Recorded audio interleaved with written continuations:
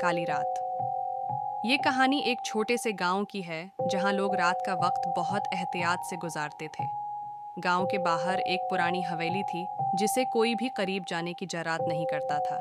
कहा जाता था कि वहां काली रात के दौरान कुछ बहुत ही खौफनाक चीजें होती हैं। एक दिन एक नौजवान लड़का अहमद, जो शहर से आया था, गांव के लोगों से ये कहानियां सुनता रहा।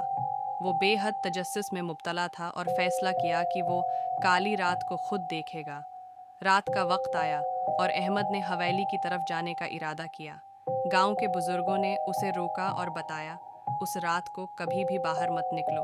काली रात में वो कुछ होता है जो तुम्हारी समझ से बाहर है। लेकिन अहमद न माना और जब रात का सन्नाटा फैल गया, वो हवेली के दरवाजे तक पहुंच गया। वहां कोई भी नहीं था, सिवाय एक प्रासरार खामोशी के। उसने दरवाज़ा खोला और अंदर कदम रखा। जैसे ही अहमद अंदर दाखिल हुआ, दरवाज़ा खुद ब खुद बंद हो गया। उसका दिल धड़कने लगा। अचानक एक अजीब सी हुआ चली और कमरे की दीवारों पर साये रक़स करने लगे। फिर अहमद ने सुना, एक मध्यम आवाज़ आ रही थी, जैसे कोई गहरी सांस ले रहा हो।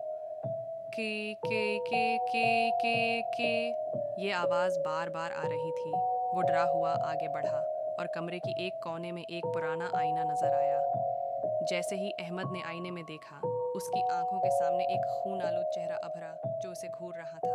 इस चेहरे ने कुछ कहा, अब तुम भी हमारे साथ हो।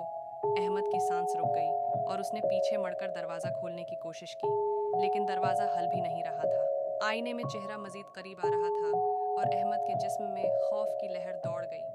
तब एक खौफनाक चीख सुनाई दी और अहमद हट गया कि आंखों के सामने अचानक सब कुछ सियाह हो गया। अगले दिन गांव के लोग जब हवेली के दरवाजे के करीब आए तो अहमद का कोई निशान नहीं था।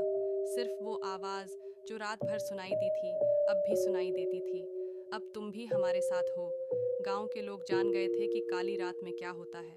अब वो इस रात से बचने की हर मुमकिन कोशिश करते थे। लेकिन अहमद का क्या हुआ, ये सवाल हमेशा के लिए एक राज बनकर रह गया।